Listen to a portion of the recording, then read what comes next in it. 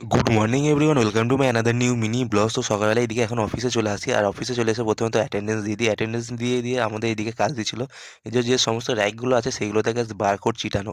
এদিকে সবাই বন্ধুগুলো মিলে বারকোড চিটাচ্ছিলাম। তো তোমাদের একটা জিনিস দেখায় দেখো, এইখানে দেখো -9 ডিগ্রি, এইটা হচ্ছে আমাদের কাছে যে কুলেন্ট, সেই কুলেন্ট যেখানে মানে সবজি মাংস এই সমস্ত যে জিনিসগুলো থাকবে সেইগুলো।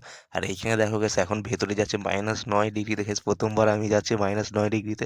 তো এইখানে দেখো গাইস, এইখানে বিভিন্ন ভেজ নন ভেজ এরকমের আইটেম আছে। তো ভেজে গাইস এইখানে ভেতরটায় ঢুকেছিলাম, এটা হচ্ছে পুরো কুলের পুরো ফুল এসি।